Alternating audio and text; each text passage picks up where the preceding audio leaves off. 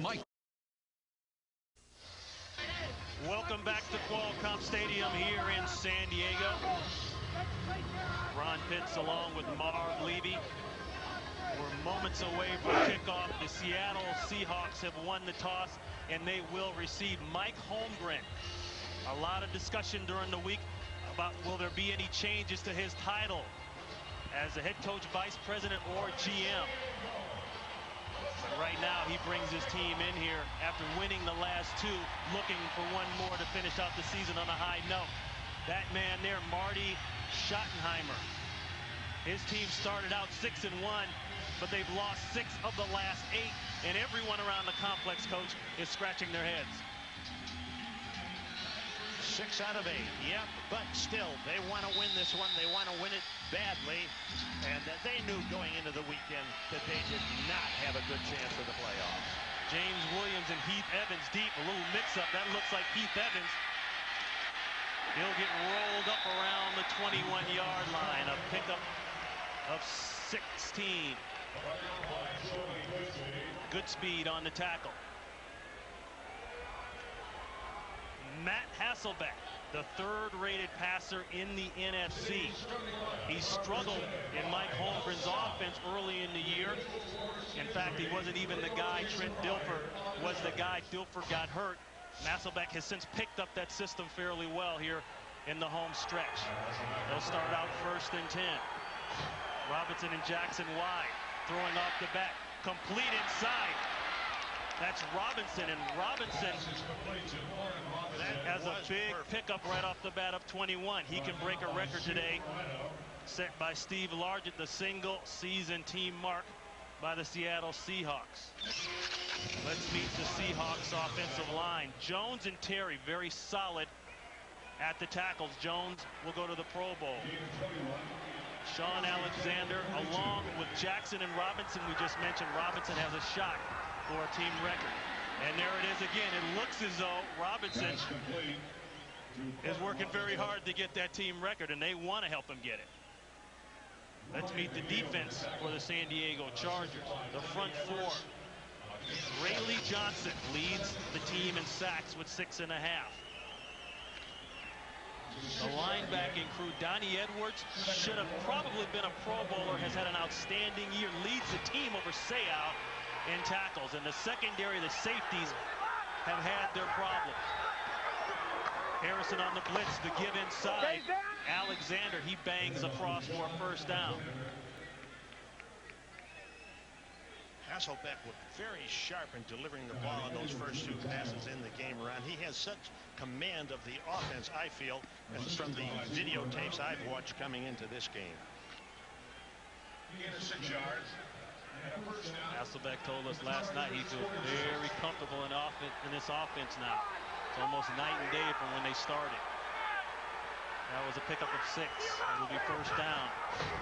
This is Heath Evans. Evans, he goes straight ahead, knocks some blue shirts back, and he'll pick up a couple. He got 4. Because of injuries in this game, the Seahawks come in with just 3 running backs. That's a pretty slim core. Of course, Sean Alexander's a good one to have out of the 3, I would say. Sean Alexander, over 1,000 yards this year, 15 touchdowns, leads the NFC in scoring for non-kickers. This will be 2nd and 6. 4 wide receivers on the field. Pass all the way. Hasselbeck going on the outside. Complete again to Robinson. Robinson's 3rd catch. And he's down to about the 30-yard line. A pickup of 12.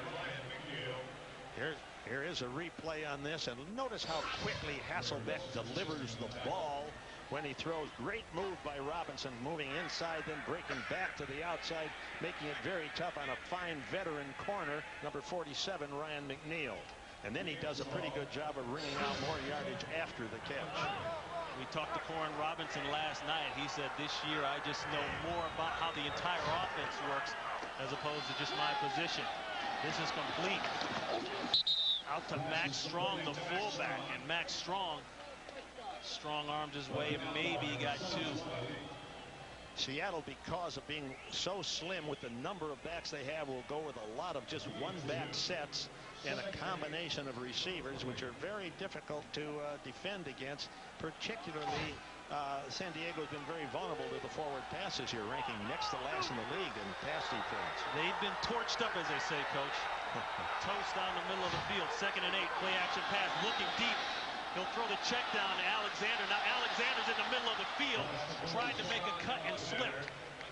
Down at about the 14-yard line. That play, an excellent indication of the maturity of Hasselbeck. He took a quick look downfield. It wasn't there. He didn't wait. He didn't hold. He knew where his checkoff was. He went to his back underneath. Good game. That's something we didn't see from Matt Hasselbeck in the opening game and back earlier in the season. Quicker decisions, and that's what this West Coast offense is predicated on. Getting rid of the ball fast and timing. That was 16, good enough for a first down. As you look at Sean Alexander's numbers there. Empty backfield. He'll have to throw quick this time. The pressure comes across the middle. Touchdown! Darrell Jackson, the other receiver, puts points on the board for the Seahawks early. Well, a magnificently executed drive that was. And I would be excited about Matt Hasselbeck if I was Mike Holmgren, and he is. And he is. We talked about it in the open. Mike Holmgren, that was the first thing he said to us last night. He said, Matt Hasselbeck is coming around, and he's just been outstanding. He couldn't be happier. So a very impressive drive here on a rather slick field. And Ryan Lindell will try to add one more.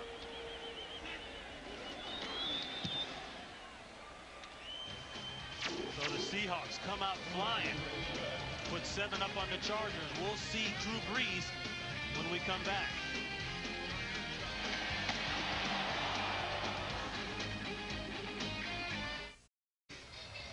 Back here in San Diego, the Seahawks scoring drive. 8 plays, 79 yards. And Seahawks fans have to wonder, well, where was that stuff in the beginning of the year?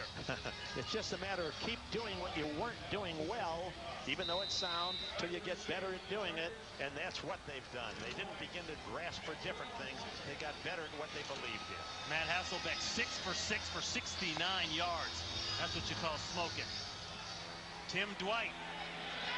He'll grab this one at the 15 and go straight ahead, and there he is. Now let's take a look again at that Darrell Jackson touchdown. We'll see Darrell Jackson in the slot right here, number 82. And as he breaks off the line of scrimmage, you see one-on-one coverage from a linebacker. He threaded that ball between 3 defenders right there. Rodney Harrison being the last one close to the play.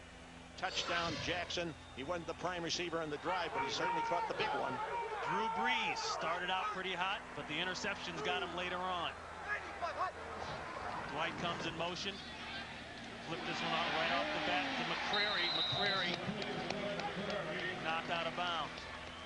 Let's meet the offense for the San Diego Chargers.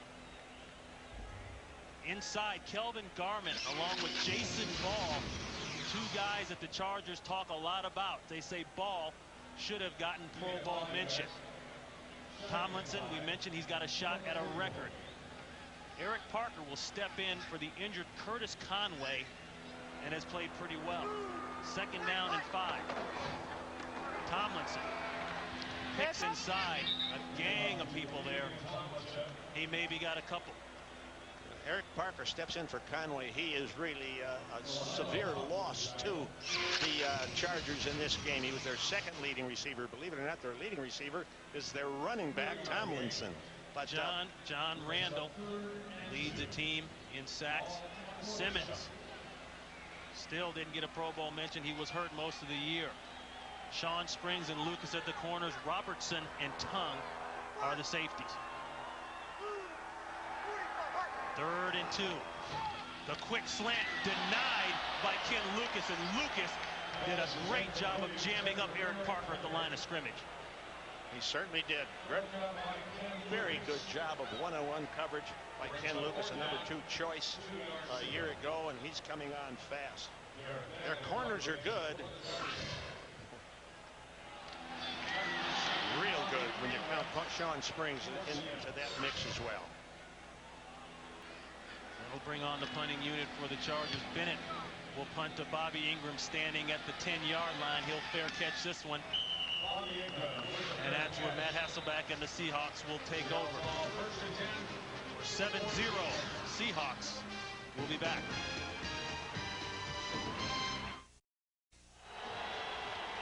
Ron Pitts, Marv Levy back here in San Diego.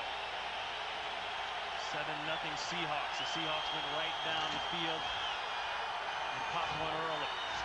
Throw over the middle, complete. Atula Mealy, and Mealy picks up a ton before he's brought down at the 33-yard line. Harrison involved in the tackle. The playoff picture, as we said earlier, is starting to form. The Miami Dolphins right now in overtime with the New England Patriots.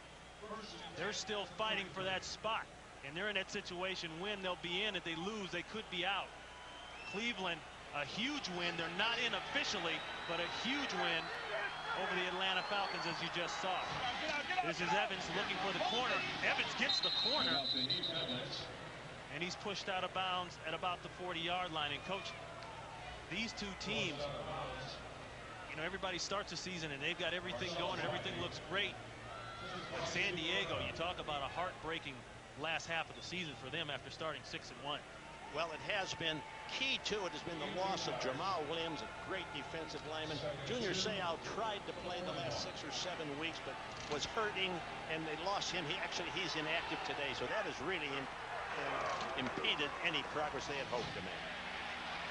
On the 2nd and 2 carry, this is Alexander. Alexander stacked up immediately by Ray Lee Johnson. Ray Johnson going against Walter Jones. It's quite a matchup over there. Walter Jones being the left offensive tackle for Seattle. That's going to be quite a battle. He's on his way to the Pro Bowl, Jones. Walter Jones held out all the training camp, missed one game. They put the franchise tag on him, so he came in under those conditions, but believe it or not, Walter Jones could be a free agent at the end of this season. Along with Anthony Simmons. 3rd down and 2. Play action. The quick throw. Evans has it, and he's got the first down and then a couple more. San Diego lined up with 5 men at the line of scrimmage, and then they walked 2 and 3 more up there, and it was a run-oriented defense. Hasselbeck took advantage of it, dealt the ball off quickly to get a first down, didn't wait to try to wait for something downfield to open up.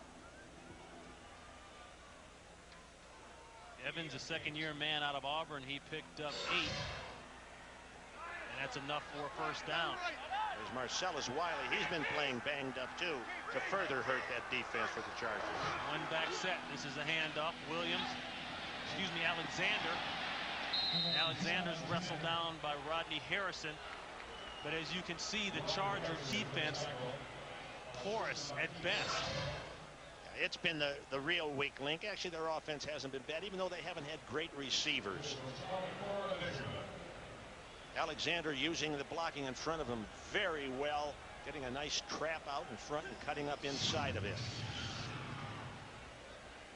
And there's been grumblings around the league that the Seattle Seahawks, in conjunction with the Cincinnati Bengals, may be working out a trade. Sean Alexander for Corey Dillon. Remember, Corey Dillon went to the University of Washington. And a lot of people believe he would fit this Mike Holmgren West Coast offense great. Why would they want to trade away a Sean Alexander, even though Dillon is a talented guy? I don't know. I don't know either. You know what you've got. Must have something to do with contract negotiations. 1st down and 10.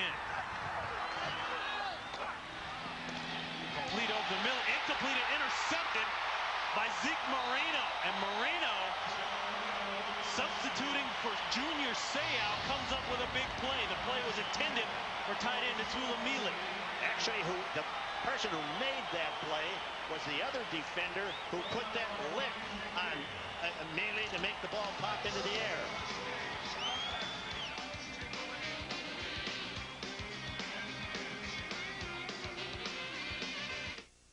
Back here in San Diego, Donnie Edwards was the man that made the big hit and gave Zeke Moreno the interception. Reverse, that's Tim Dwight. Dwight has the room, he's got a block.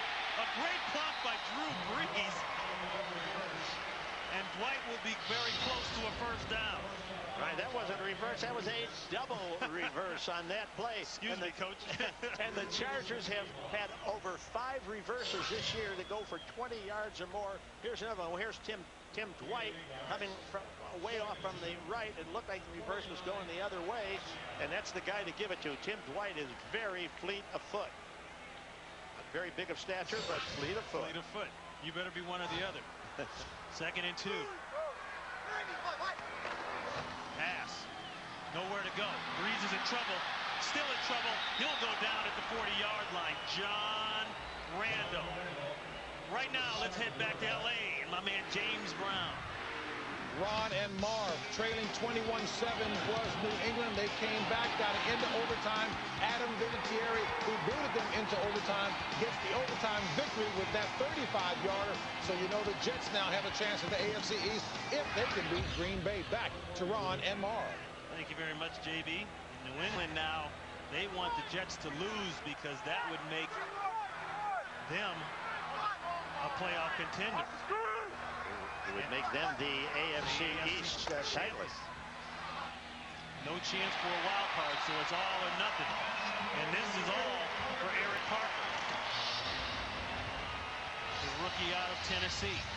Eric Parker getting a start today because Conway is injured. And one of the things Marty Schottenheimer told us, he said there is no one who practices any harder than Eric Parker. He said practice for him every day is a game, and that's why when he gets in the game, his game speed hasn't picked up. He showed an example of it there on that play. A pickup of 15, 1st and 10. Tomlinson trying to chip away at that NFL rushing title. Take an updated look here now at the playoff scenario. The scenario that keeps changing rapidly. You can see the teams that are the leaders in the division and have clinched, the wild card teams and the teams that are still alive. We just mentioned the Jets and the New England Patriots. 2nd down and 8. 3 wide out formation. Ball nearly intercepted. That was a zone drop play. John Hilliard, the defensive end coach, didn't rush. He dropped back in the coverage. That's that zone blitz type of approach that they use. Teams are now dropping a lineman, however. Now and then I believe this is Hilliard right here, dropping back into coverage. And they didn't blitz any linebackers. They just rushed 3 guys and dropped the guy off. So it was a zone rather than a zone blitz. And now he's got to get the ribbing from the guys for not catching the ball. He's going to say, hey, I'm not a corner. I'm a defensive lineman. That's the risk you take when you drop me in coverage. 3rd and 8. The screen. Tomlinson almost makes a great catch, but he can't hold on. And the punting unit for the San Diego Chargers hits the field. Well, they didn't blitz the previous down, but they sure brought the works on that one. Unfortunately, they had a screen pass where he could deal the ball off. And even though it was incomplete, he was able to avoid the sack. Tomlinson couldn't quite catch up to it. So Darren Bennett will come on to punt. And this is a situation where he tries that pooch kick. He'll actually kick the point of the ball to try to get it to die. See the way that nose was pointing down? Gets great height on the ball. A fair catch called by Ingram. And that's where the Seahawks will take over. A 27-yard punt.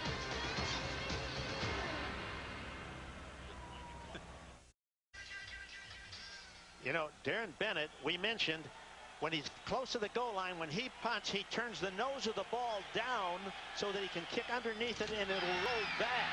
Very intriguing down there.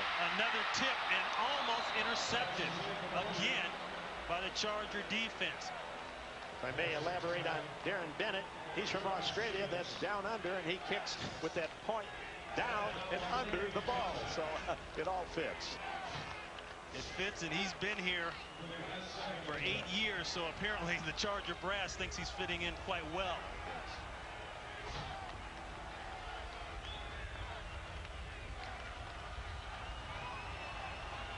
So after that volleyball play, it results in an incomplete pass. It'll be 2nd and 10. Play action fake to Alexander, complete. That's Jeremy Stevens, the rookie tight end, and Jeremy Stevens has been playing pretty well too. 22 catches is a team record for a tight end. And he's come alive in the last part of the season. He sure has. He's our first-round draft choice, and his maturation has helped that overall attack. It's helped Hasselbeck, it's helped Robinson, it's helped the running game. That's been a big factor in the improvement offensively of the Seahawks. That was his 23rd catch. Pick up of 7, 3rd down. Complete to Robinson, no. Out of the hands. They're going to call it incomplete. Defense on the play by cornerback Ryan McNeil, the 10-year veteran from the University of Miami. Earlier in the game, Robinson fooled McNeil by faking a break in and out, but that cagey veteran with a lot of ability isn't going to be fooled twice. McNeil playing with a broken wrist. He's been gutting it out for the last couple weeks. Fiegels to punt. Deep is Tim Dwight, and this is where Tim Dwight has been dangerous, and a shanker by Fiegels. Boy, that's one of my bad 4-iron shots there.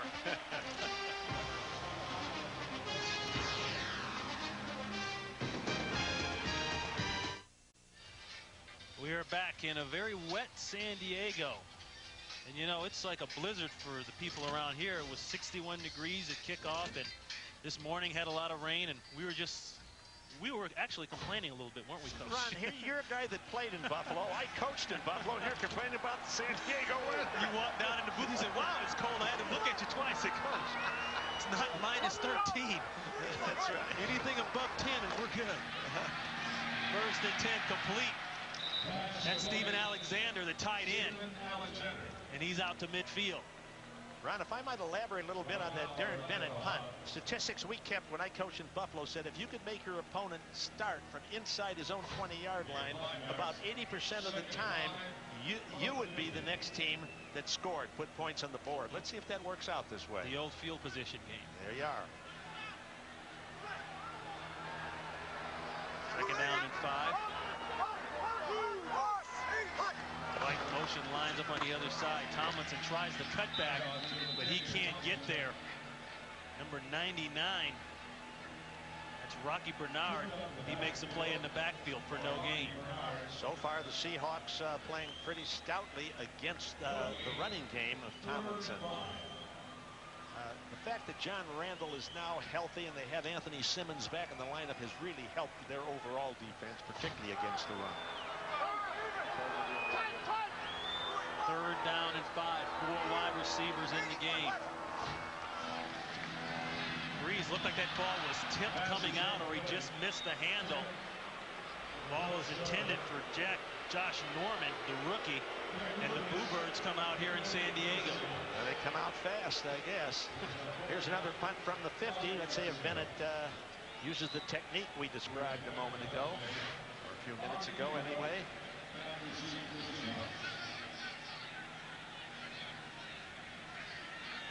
Bennett is a little further back this time. He goes for the basic punt here. And that's going to dive. Ingram does a good job just to secure the catch. Well, next week, the NFL's second season begins with round 1 of the NFL playoffs. The San Francisco 49ers host their first playoff game in 4 years against either the New York Giants, who you saw yesterday have an incredible win against the Philadelphia Eagles, or the Atlanta Falcons. Coverage of the NFC wild card game begins next Sunday at 4 p.m. Eastern, 1 p.m. Pacific, only on Fox. Taking a look there at Corin Robinson. Robinson comes into this game needing 151 yards to break Steve Largent's single-season mark, set back in 1985. This is Alexander, and he gets rolled up. Helmets are flying. Coach, that's just one heck of a football play. Let's talk about the NFC playoff picture, since we're on that topic now. And you see there the division winners, but the wild card chase, that really heated up a bit in the last 2 days. New Orleans, boy, they hit a slide in the last 5 weeks. It was unbelievable, Coach. You would have thought they were certain in it a month ago, and now we're going to be watching the playoffs. Hasselbeck will go down. They'll stop the play right there. That's Rodney Harrison. That means safety blitz. You see number 37, Rodney Harrison. Rodney Harrison belongs to the 2020 club. Over 20 sacks and 26 interceptions. Here he comes off the corner, far left, and ducks inside the pass protection. It's the wrap-up and the sack. Big play down in this territory. And there's a guy that's been playing banged up all year. He's got a groin injury, an ankle injury. 9th season with the San Diego Chargers. Hasselbeck will come over the middle. That's complete.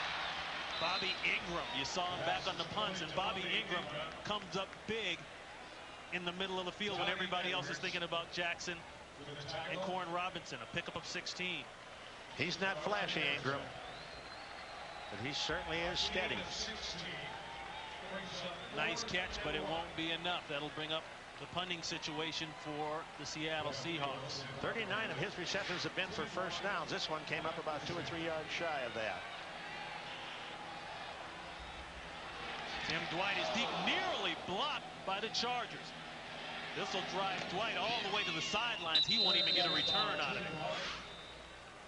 Well, New Year's Day, you want to be sure and be right here with us here at Fox, because it's the 67th SBC Cotton Bowl Classic.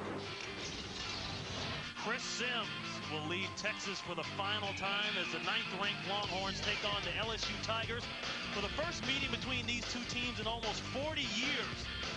That's the 67th SBC Cotton Bowl Classic. New Year's Day at 11 a.m. Eastern, 8 a.m. Pacific, right here on Fox. And, Coach, that's where I'm heading right after this game. You're doing the game. I'll be watching, Ron. You may be asleep. That's an early one. Tomlinson. He's looking for a little early love here in the middle of the field. He gets down inside. A pickup of 6. Brees got up there and it looked like a first snap count, not give the defense time to get steady. We're going to run. That's all there is to it. The heck with the audibles. We're going to punch LaDainian in there. That's what he did. They picked up pretty good yardage, 6 yards on the play.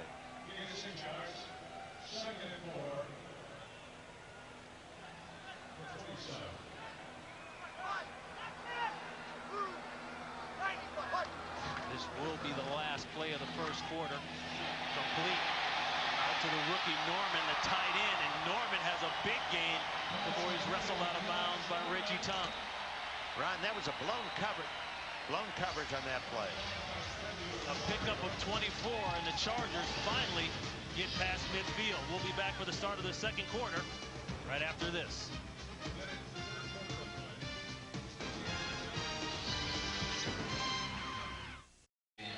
We're underway here in the second quarter. Ron Pitts, Marv Levy here in San Diego. The Seattle Seahawks went down on an early drive. Matt Hasselbeck went 6 for 6. They put 7 up. There hasn't been much going on since. Throwback. Drew Brees looking for the pass.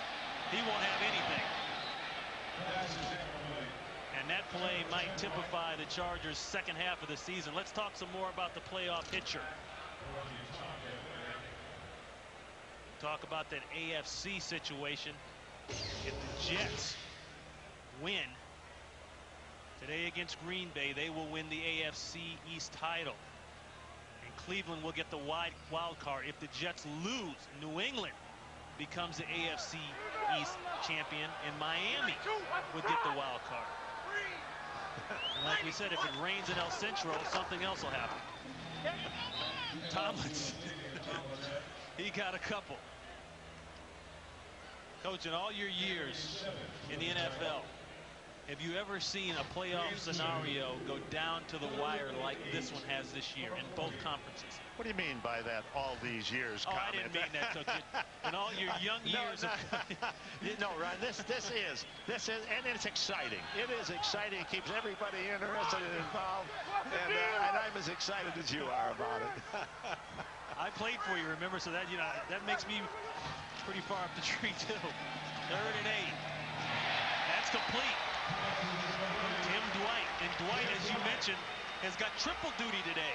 Not only is he playing on offense and returning punts, he's got to go back on the kickoffs as well. And he's loving it. He said he's so happy about it. A lot of guys say, oh, hey, I got to play offense. I can't return kicks. Here he is in the slot here, Tim Dwight. Breaking out. Across the field, he's going to go down low for it, protect himself from anybody breaking it up from behind. He's a fine player. Had to readjust his headgear there. Breeze looking inside, complete Norman. Norman has another one. He's wrestled down at about the 33. Josh Norman is starting to come up big. And Coach, is this the time of the season? Obviously, both these two teams not in it. How many new guys do you want to get a look at in this game? You know, I'm not sure I'd want to do that unless I had somebody nicked among my starters. I'd want to win the game, really? Either one. Now, Josh Norman, also a rookie, just like Jeremy Stevens on the other side, both of them looking pretty good. And the hardest position to find, really, is a tight end. I'll tell you that from my own experience.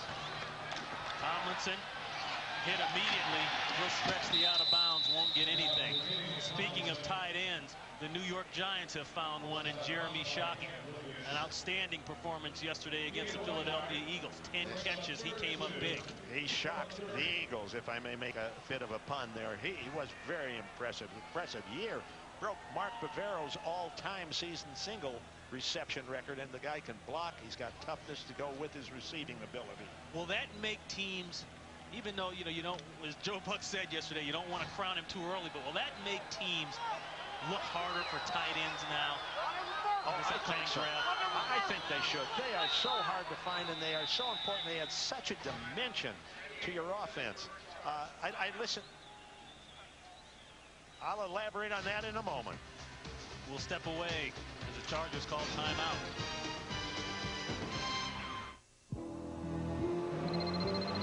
Hello, Peter. You considered my. Back here in San Diego, looking through the helmet of John Randall. He wants to look through the helmet of that man there, Drew Brees. 3rd and 2. Quick toss. Tomlinson. He'll have the first down easy. Looked as though he tried to turn the corner, but he couldn't. Well, he just got outside. They've been plugging the inside gaps wonderfully. Tomlinson has not accumulated a lot of yards, but that 2-yard gain was sure a big one. Gets outside. Fine pull out in front by the left tackle on the play to help him get the yardage needed. Sammy Williams, the left tackle, and a fine block by Steven Alexander, the tight end. Another dimension, Coach, that people will look for in a tight end. Not just a guy who can catch, but he's got to be able to give you something blocking. Very important aspect. Excuse me, Coach. 9th play of the drive for the Chargers. 8-man front up for Seattle. Going to the end zone. Complete. Alexander. Touchdown, Chargers. Well, Ron, as I mentioned quite a while ago, if you can punt your opponent inside the 20, the next team to score is usually you, about 80% of the time, and it finally did pay off. 26 yards, Breeze to Alexander, and we just got through talking about the importance of a tight end. We saw Alexander catch, we saw him block. Now he puts it all together and puts the Bolts on the board.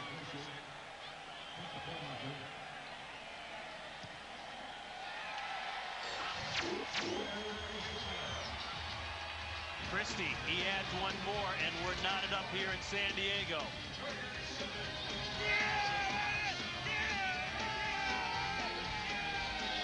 Danny sets me up on this blind date with this girl, Angela, and I'm thinking she's a little shy. She gets up and starts shaking it right in front of the table. Here's a replay of that touchdown. There's Alexander, the tight end, Steven Alexander. Note the great out move he makes to make people believe he's going outside, goes right down that denuded middle, beats Lucas to the inside, touchdown. What did you call that middle, Coach? Denuded. I think that's allowed, Ron. I've never heard a coach call a middle that in there. Well, unfortunately, while we're laughing, there's an injured player on the ground. There's nothing funny about that. That's Tony Finotti. Yeah. The rookie right guard out of Nebraska. That leaves them very thin because actually they're normally starting left tackle. Damian McIntosh is out too. So if they lose Finotti, they are hurting badly up front. Right now, let's head up to Los Angeles. James Brown has an update. JB? Ron and Mark, take a look at the New York Jets capping a 10-play, 84-yard drive with this Chad Pennington 1-yard toss to fullback Richie Anderson to take a 7-0 lead. If the Jets win, they win the AFC East.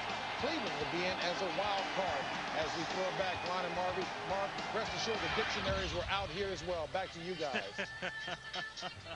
Thank you very much, JB. And that's somewhat disturbing there to have to see the card on the way out. Benoti, a second-round draft pick out of Nebraska this year. Played most of the year there at the right guard position. Yeah, that's the trouble with being a cornerback. They just showed a picture of Ken Lucas a little while ago. All the good plays you make go for naught. When somebody near you catches a touchdown, they single the guy, say he got beat. Sometimes there should be other nuances to that coverage, where he would get help. He had no help on the inside on that one.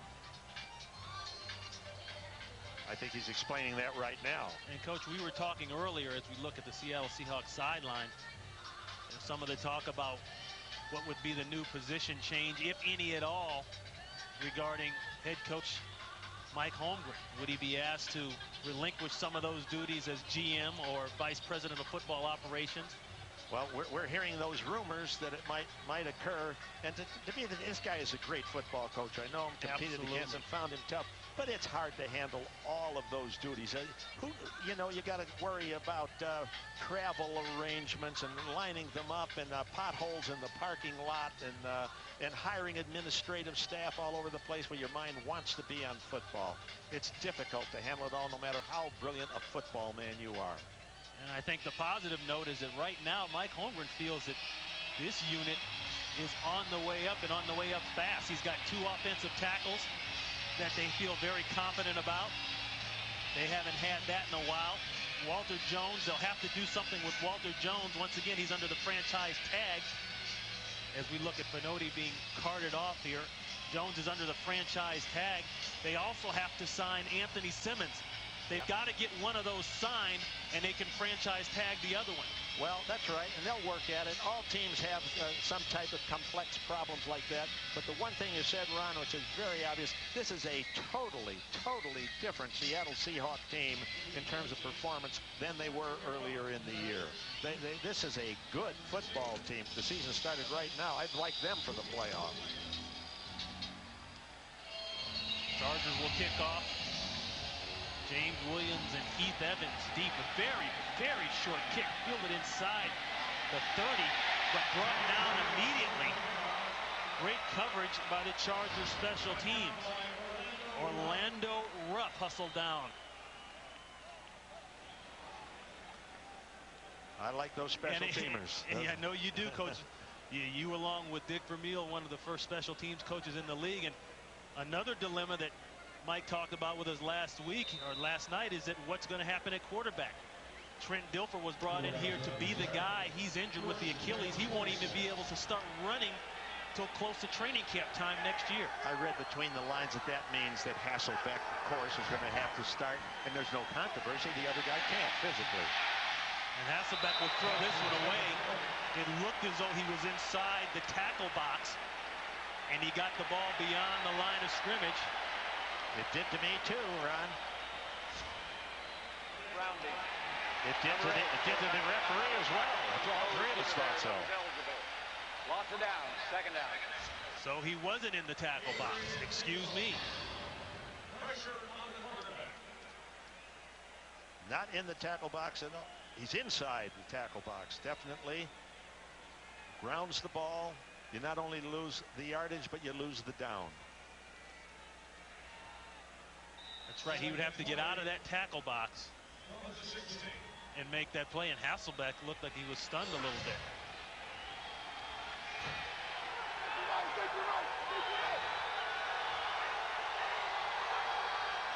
Second and 20. Alexander with a huge hole. He's wrestled down by Marcellus Wiley. You know what I do like? I've seen now both the Seahawks do it and the Chargers do it. If you're going to run the ball and you know you're going to run it, do it on the first sound. Get up there, bang, and you're off before the defense is in there shuffling and trying to dig their cleats into the ground and do all that stuff, and bang, you're on them. The count. Yeah, never mind all the complicated starting counts. particularly if you're going to run it. And every now and then do it on the second count, and the defense will jump offside. A long third down for the Seahawk defense. Hasselbeck will check the play off. He's got 7 seconds to get it going. Play clock down to 4. In trouble. He's on the run. Throws back across his body, in and out of the hands of Jackson. Jackson would have been short of the first down, but what an effort. Hasselbeck just whipped that. It wasn't perfect form, but he knew what he was doing as he sprinted out to the side, tried to hit Jackson on the play, Darrell Jackson. Actually, he would have had, well, with the hit there, it's hard to say. I don't know if he would have had the first down, but it was a catchable ball. It would have been a good catch, but it was catchable. The Eagles will punt this one away. Taken by Dwight. Dwight looked as though he was going to break this one. He got across the 50. And that's where Drew Brees and the Chargers will set up a 33-yard punt.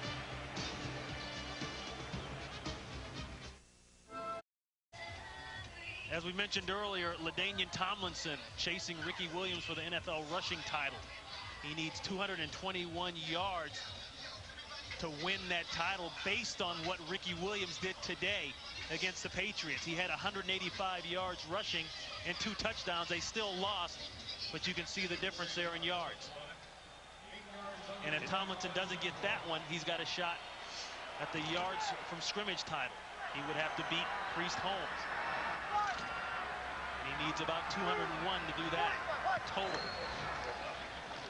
Fake to Tomlinson, going deep. He's got a man that looks like Dwight. Oh, nearly intercepted by Tongue. Richie Tongue did a fine job of recognizing what was happening. Dwight was open for a while. Tongue closed well, turned at the right time, watched Dwight's eyes, and made the turn back. However, I see a flag on the ground. We've got a penalty marker down. Looks to be Illegal against Seattle. foul. Number 21 defense. 5-yard penalty. Automatic first down. Today's referee Bill Levy handled the call. Called that one on Ken Lucas. Right here, illegal contact. Oh man, I tell you, I know how you feel about that, Coach. They don't let guys play enough anymore. I think there's too much of a desire to throw the flag on pass defense. I think it's unfair. I think it changes the course of the game, and I don't care which team it's on. Too many flags on pass defense. It shouldn't be thrown. Caught. Riche Caldwell, the other rookie wide receiver, filling the void for the injured Curtis Conway. He picks up 15, and they'll move the chains. Brees is playing well with the receiving core, which really doesn't come in with great renown, at least in terms of their professional statistics as yet. And he's doing a good job with them. The Chargers throwing. The Seahawks coming in very bad in run defense. They've been pretty darn good today so far. Only giving up 25 yards rushing. Play action. Looking on the turnaround, going back up the field. That's the tight end, Alexander again. And Alexander has come up big in this end of the field. You know, Ron, I started to say a while ago, I heard yesterday the comment made that by a great quarterback, that if he had one great receiver and had a choice to have another one, he'd rather have it be a tight end than at the other wideout spot. So, right. Alexander, the former free agent from Washington, doing pretty well here. Intended for, looked as though they were going to Dwight over the middle, checked it down. That's Riche Caldwell. He makes a completion. That great quarterback who made that comment was our own Fox's Troy Aikman, by the way. He reserves the right to make comments like that. That's right. I think he knows a little bit about where tight ends fit in the offense. He certainly does, and where everybody else does too. You see the San Diego Charger yardage there. It's a good second down. Quick toss to Tomlinson. Tomlinson He's been dangerous catching the ball of late. You got a few on that one. He's been dangerous of late. Tomlinson is by far the leading receiver on this team. He came into the game with 67 receptions. The closest was Conway at 57, then Tim Dwight at 40. So he has 27 receptions more than any other Charger receiver in the game today, at least at the beginning of the game.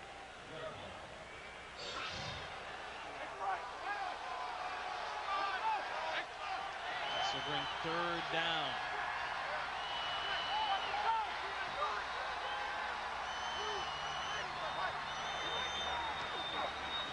Breeze looking for Alexander. Coverage was great. Sean Springs was in on the coverage along with Curtis Fuller.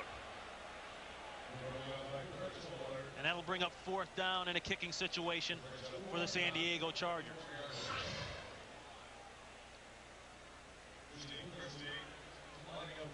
Steve Christie will come on for the 3 points. This will be 26 yards out. It's down, it's good. The hold is good and the kick is good. I got a little ahead of myself. You were right. Your prediction came true, Ross. Chargers tack on another 3. We'll be back.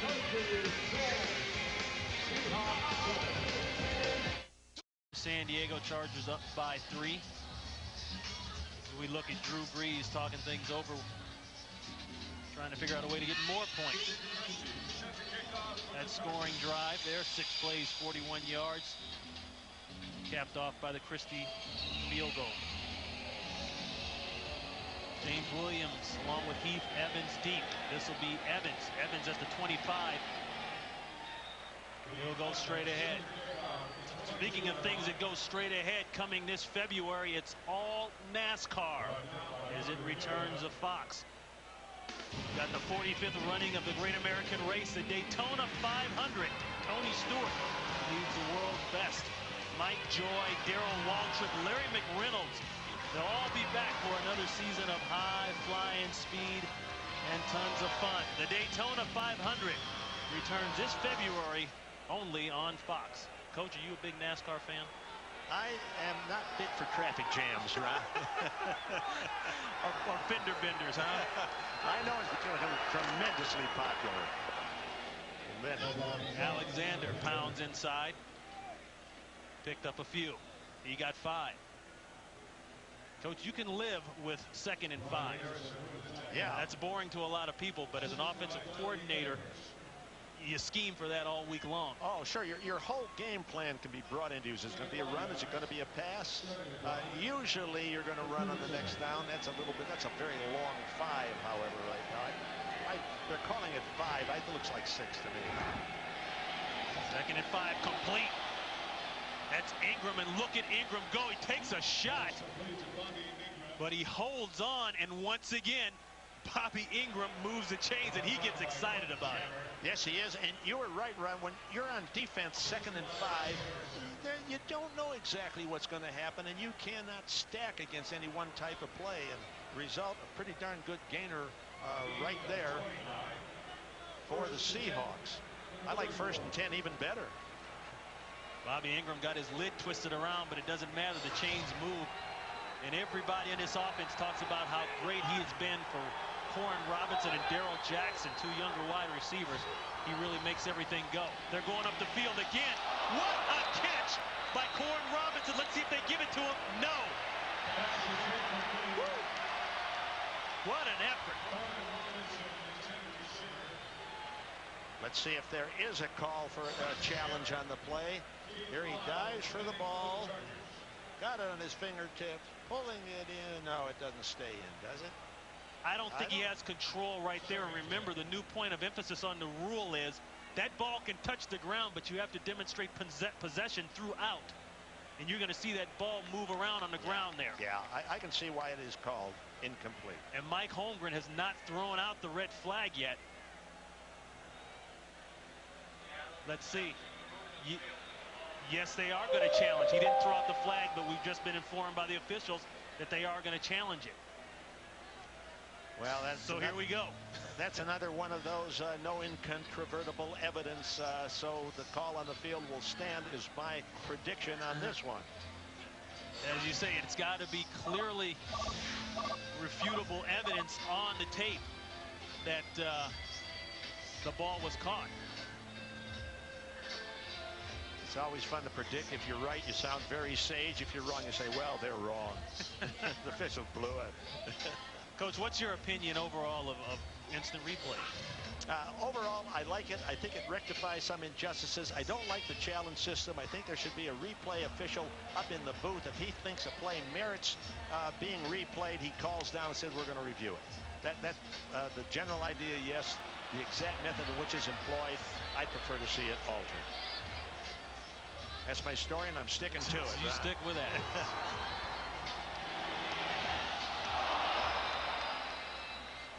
As we said earlier, the call on the field was an incomplete pass. That means that when the official looks under the hood, referee Bill Levy, he will have to see something from that tape there that clearly shows that it was a catch.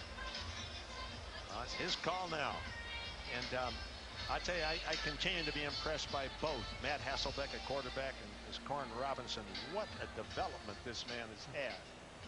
And how about Matt Hasselbeck? After reviewing the play, the receiver did not maintain control of the ball as it hit the ground. It rolled in his hands, therefore it's incomplete. Seattle will be charged their first time out. I think you're right on that, Coach. Yes, let's tell the reminder. If you're right, you always make it known that you were. Sell your point. But I think that's a good challenge, though, by Mike Holmgren, because that's a chance for points. Oh, I can fully understand. Closer to the red zone or green zone or whatever you want to call it. I can fully understand that. It's a difference between a very least makeable field goal and a very extremely difficult field goal right now. Second down and 10. High formation, play action. The screen in and out of the hands of Alexander, and Alexander had some blockers. He had quite a bit out in front of him. And if you think that the Charger defense looks a step slower, doesn't quite have the same pop, it might be because number 55, Junior Seau, is not on the field.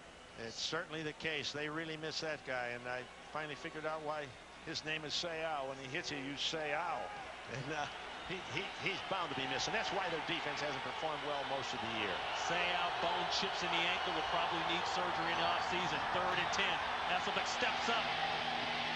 Throws in and out of the hands of number 84, Bobby Ingram. Boy, it looked like Ingram had that ball. He just couldn't hold on. It hit him right in the chest. Might have been deflected. Some good pressure by one of the backup defensive linemen, Quincy Scott, on this play. Number 78 will come in to put great pressure on there. And Hasselbeck unloaded. I thought it was an ill-advised pass. I saw a bunch of blue shirts over there, only one white shirt, and he almost got it to him. Going to try a 52-yarder now, Ron. Ryan Lindell will try from 52. He's 1 for 3 from this distance. Looks like it's drifting. And it drifted off to the left. He had the distance. He didn't line it up with the pin. No, it's tough from that far out. He did have a bit of a breeze at his back. Certainly distance. Looks good so far, right? Uh-oh. Curved to the left. Coach, when you handled the special teams and you went out to look for a kicker in the offseason, what was the first thing you looked for? Well, somebody who stayed very steady. He's not going to make them all. Someone who could go back to work and not despair so badly over a missed kick. Sure, he had to have all the other basic abilities as well. That's a very, very hurtful miss, however, because they get the ball way out at the 42-yard line. Absolutely. The rule says you get the ball at the spot of the kick, not the line of scrimmage. That was Caldwell. He got around the end for 3 before he was brought down by Sean Springs. Let's talk some more playoffs. NFC wild card action next week. Round 1. The San Francisco 49ers host their first playoff game in 4 years against either the New York Giants or the Atlanta Falcons. Coverage begins Sunday at 4 p.m. Eastern, 1 p.m. Pacific, right here on Fox. 2nd down and 7. Joey Goodspeed in the backfield, along with Tomlinson. Screen, and Tomlinson falls down. And Tomlinson is complaining for some type of flag. He's asking for it. Whether he gets it or not doesn't look like it to me. That's a... Here's another look at it. A fake to Tomlinson, and then the throw to him. I don't know what he'd be complaining about on that one. 3rd and 7. The Chargers, with the injury to Finoti, made some changes on the offensive line. Keithley, 61, is at the right guard position. And it looks like Bob Halen, number 62, is the center, taking over for Jason Ball. This well over the head of Riche Caldwell. And those Boo Birds were out earlier, and guess what, Coach? They're back. They're booing to me a little bit too quickly, too quick on the trigger. I think Breeze overall has done a pretty good job. Now maybe they're booing the overall offensive performance. They're booing the fact they didn't score. That's what they're booing. Darren Bennett, he'll try to hang one up. He does, not bad. Forces a fair catch by Bobby Ingram, and Bobby Ingram's had to work for his money here today. A little breeze here in San Diego, but he secures the fair catch. Well, last week the San Diego Chargers had a shot against the Kansas City Chiefs, but it was a crucial 4th and 1. And it was all about the spot of the ball. All about it.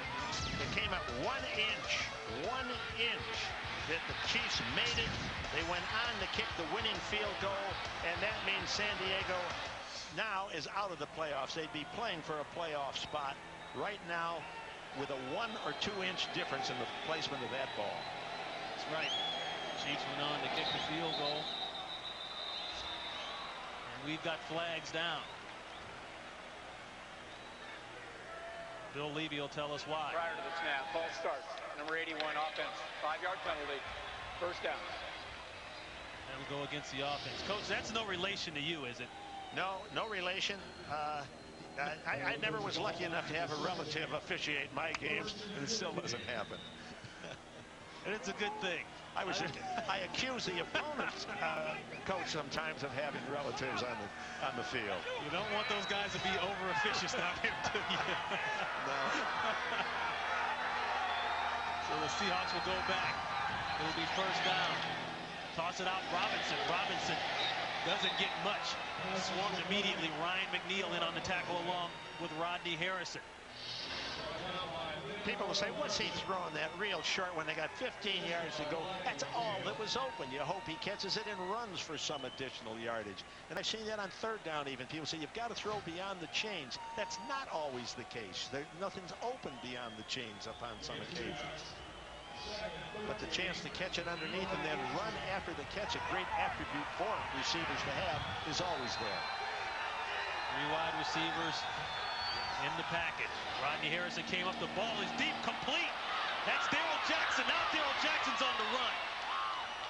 Finally wrestled down at the 40-yard line, the other 40-yard line, by Alex Molden. A huge pickup on the play. And Coach, as you just said, sometimes you start out small to get a big one like that, 41 yards. Yes, you do. And this was a blitz. They read it perfectly. He put the ball in the perfect spot, Hasselbeck did. And then RAC, we used to drum that at our receivers to be a great one. Run after catch. We kept a lot of RAC yards in our statistics to evaluate a receiver. Safety blitz. We've got flags down. And if it looks like Matt Hasselbeck is making a concerted effort. Prior to the snap, false start. Number 81 offense. 5-yard penalty. 1st down.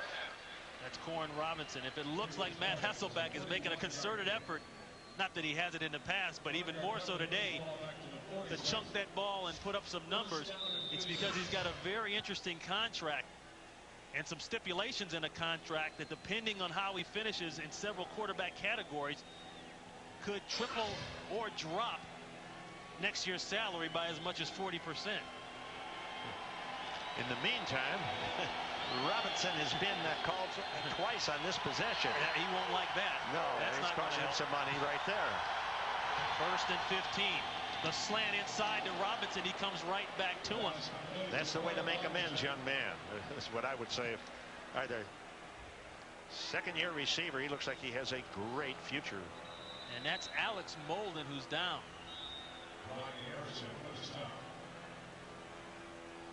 They can ill afford to lose corners against this passing attack right now.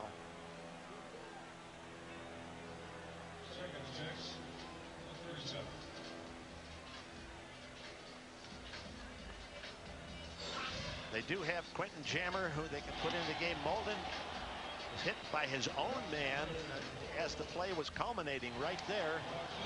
And that's the blow to the head or the shoulder, which I think has him lying there somewhat stunned.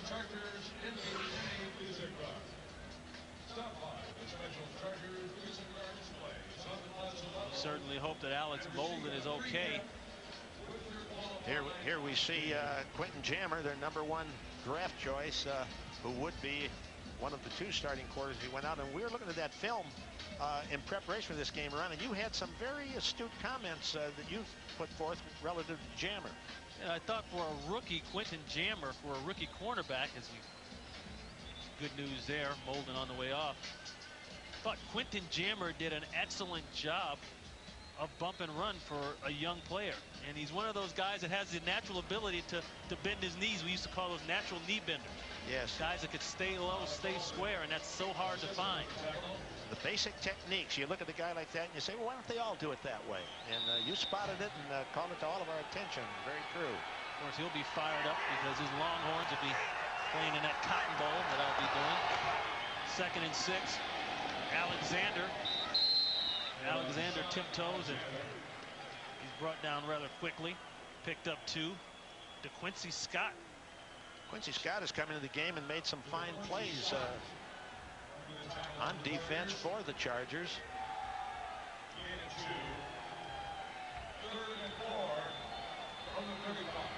Scott was just a free agent out of Southern Mississippi a year ago.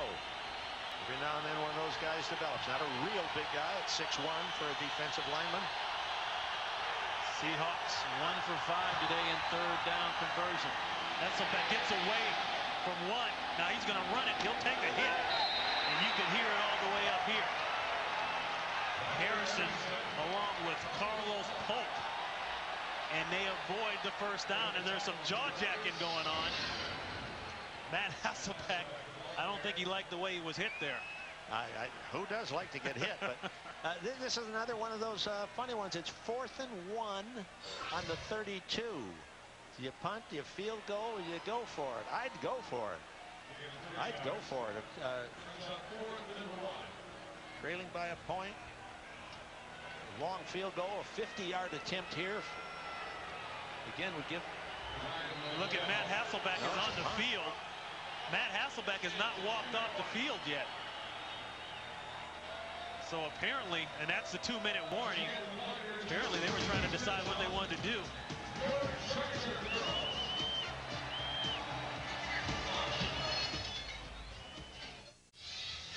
Back here in San Diego, Chargers up by 3. We've just had the 2-minute warning.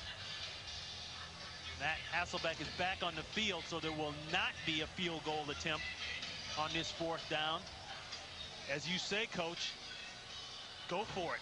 Yeah, it's 4th and you're in the 31 or 2-yard line. A punt doesn't really mean much. You're down by 3 points. It's a 50-yard field goal attempt. You give up terrible field position if you miss it. Why not go for it? And that's what they are doing, going for it. That was a quick look there in the booth, the Seattle booth of quarterbacks coach Jim Zorn looking on. 4th and 1. Quick toss inside. Jackson has got it. And it's a ball is out. The scramble. Chargers pointing they have it. The referee says they do.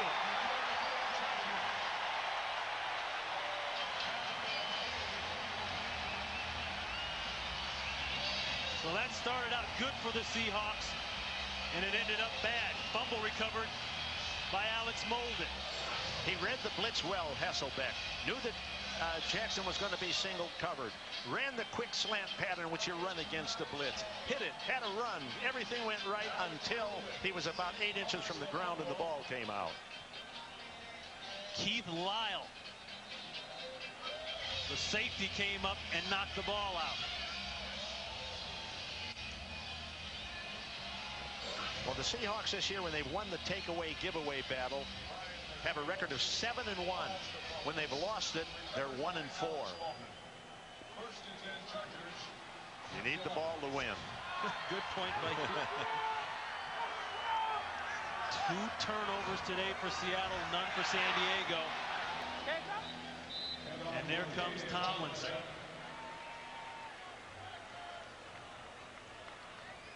A pickup of 5. Coming up next, it's the Visa halftime report. The fellas, JB, Terry, Howie, and Jimmy. They'll have all the scores, highlights, and the Fox Sports ticker with all the up to the second stuff. Let me tell you, there's been a lot of up to the second stuff in this one, Coach. It changes every second, goodness. too. Seems like it, and it's still happening here as the field narrows at least for the playoffs. Tomlinson again. He's got a hole, and there he goes. Fuller along with Tongue make the tackle. That'll move the chains. Time winding down. Somebody needs a timeout, and the Chargers call one. Oh, I thought you called it. You said it, and he waved his hand. A pickup of 13. Quick injury report on the right guard for San Diego. Tonu Fanotti, strained calf muscle. He's in the locker room for x-rays. His return is questionable. Michael Keithley has taken his place. That man right there in the center, you know him well. That's James Lofton. James Lofton played part of his career, great career, with us in Buffalo. Helped take us to a couple of Super Bowls. He's coaching for the first year. He's a brilliant young man, very dedicated. We talked to Marty. Marty was just as pleased as could be with the job that James is doing, and I think he has a great future as a coach in this league. James Lofton, the, of course, wide receiver coach. Played many years with the Green Bay Packers, and then ended up, as you said, coach, with the Buffalo Bills, and helped with the Super Bowl run. Here's a quick out. Complete to Riche Caldwell. Caldwell very close to a first down. And the clock stops. A pickup of 9.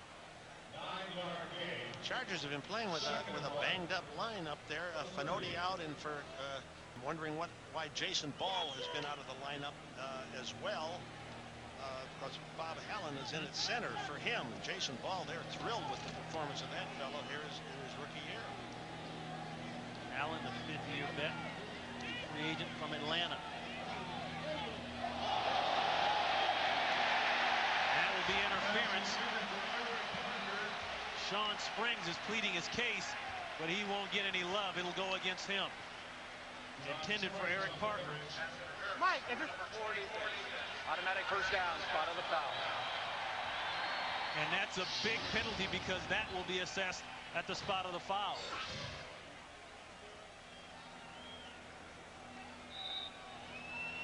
That one was justified. Now, I think about 80% of the pass interference penalties are called too close to the vest. Plus, sometimes it can be a long one. A 40-yard penalty, come on, unless it's totally flagrant. Springs hasn't practiced all week with an injured foot. Breeze going down the field, in and out of the hands of Steven Alexander.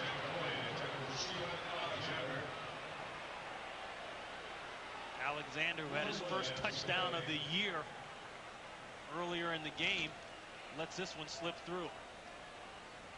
He's made some nice catches, but these things happen even to the best of them.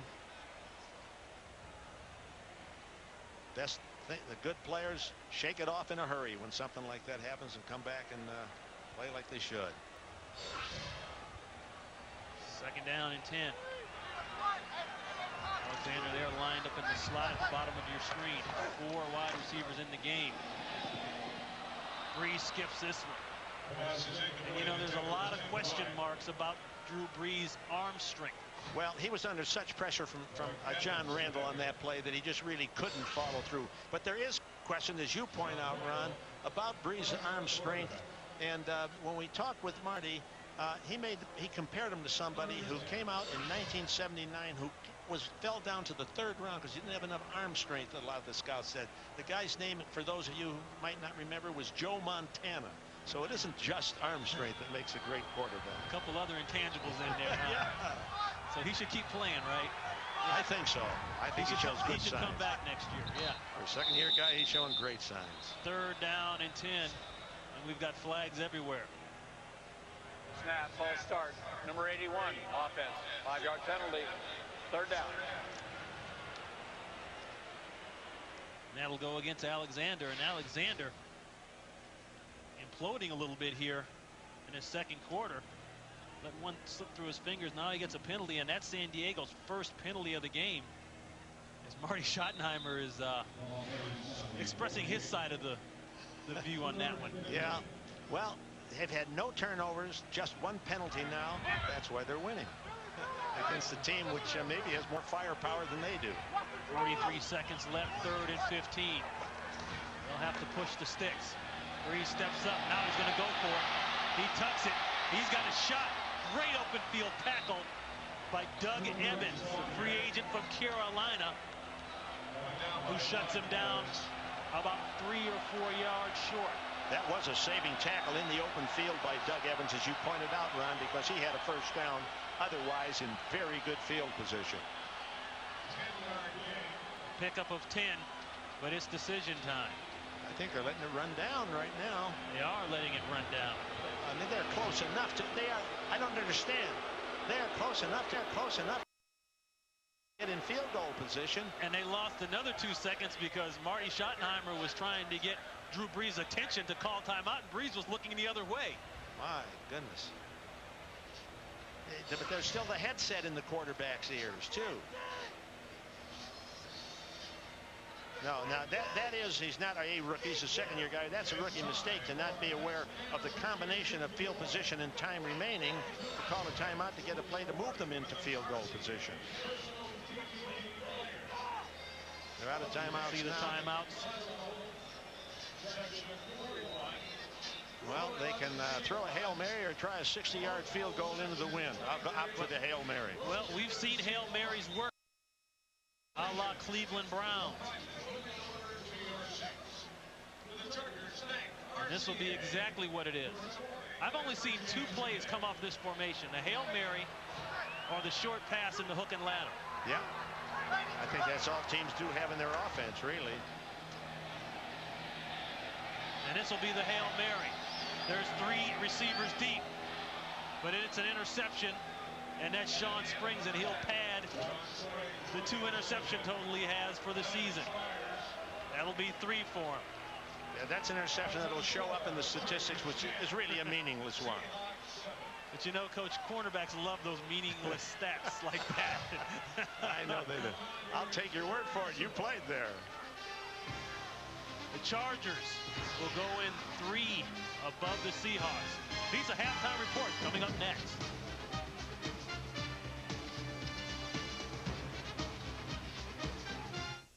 It's everywhere NFL fans want to be.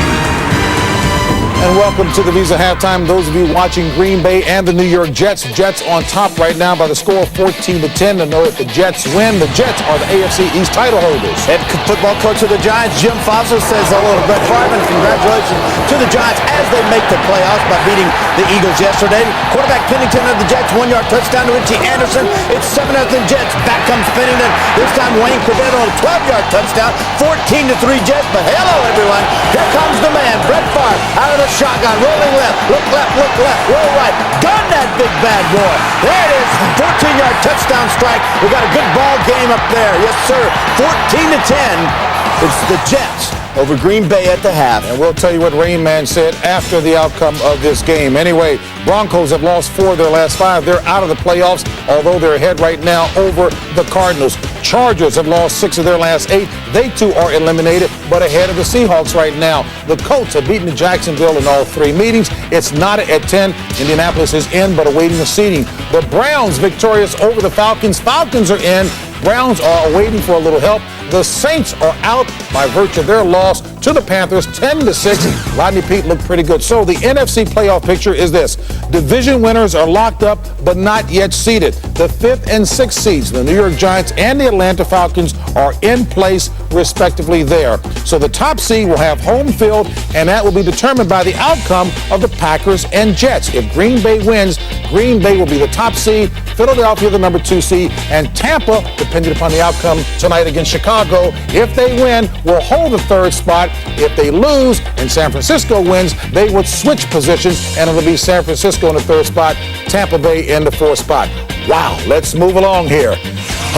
All right, the Dolphins were leading 21-7, but they lose to the Patriots today in overtime on the foot of Adam Vinatieri. The Steelers, the Ravens are out. The Steelers win it by 3, 34-31. Terry, help me. The old and new? Let's just say it's 13-3 Tennessee over the Houston Texans. You didn't help the way I wanted to. Anyway, the AFC playoff picture. You want to help with this one? No. In the AFC, Oakland, Pittsburgh, Tennessee, and Indianapolis are in. Those are the 4 squads that are in. Now, if Green Bay wins today, New England is the AFC East champion. Miami is a wild card.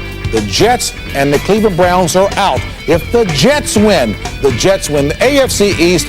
Cleveland is a wild card. New England and Miami are out. That's good stuff. That's the AFC side of the playoff picture. That's why you went to Harvard, and that's why you sit right there. The Bengals have now lost 14 on the season for the first time, TB. Yeah. The Vikings win their final 3. Winning today, and the Redskins snap a 10-game losing streak, and Darryl Green's final game, 20-year veteran, returned to big boy. Home field advantage is huge, and particularly in the NFC. And the reason why it's so big is Green Bay. We all know what Brett Favre and the Green Bay Packers do.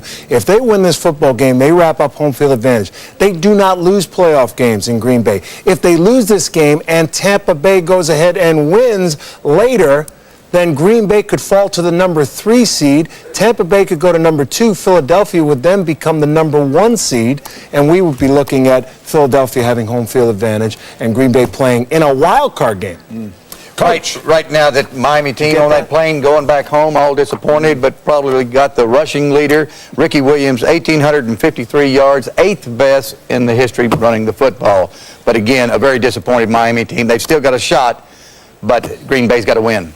Repetition drives the point home, TB. I'm glad you left Coach alone. So with that in mind, we will step aside and tell you, what are you smiling about? I want to go back over the playoff thing again. Some of you will go to local news. Others will come back to see Rain Man, a.k.a. the Bomb Bomber, go through his highlights. Guy around. That's right, Rain Man happy. Tim Couch not happy. Hurts his leg, injured on this play. Fractured right fibula.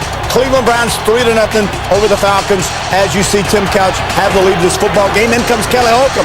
He finds Kevin Johnson, a 15-yard hook route, end zone touchdown. Cleveland 17-16 over Atlanta. And then William Green, 64-yard touchdown scamper. The rookie takes it all the way. And your final is 24-16, Cleveland over Atlanta. Now watch this.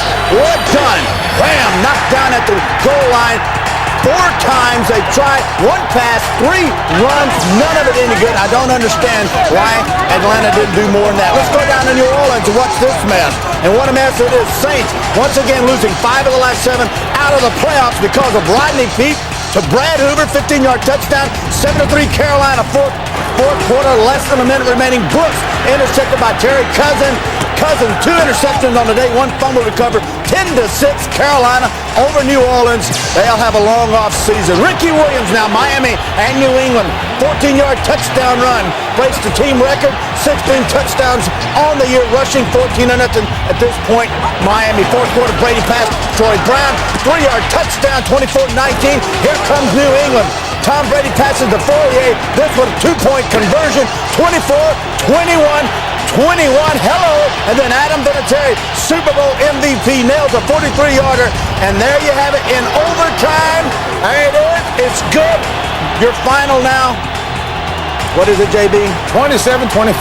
Amazing. So New England, absolutely amazing. New England is, of course, rooting for a Green Bay victory in order to wrap up the AFC East, and I don't understand why Mike Vick didn't have the ball in his hands. I can never figure that out. The Visa halftime continues after this.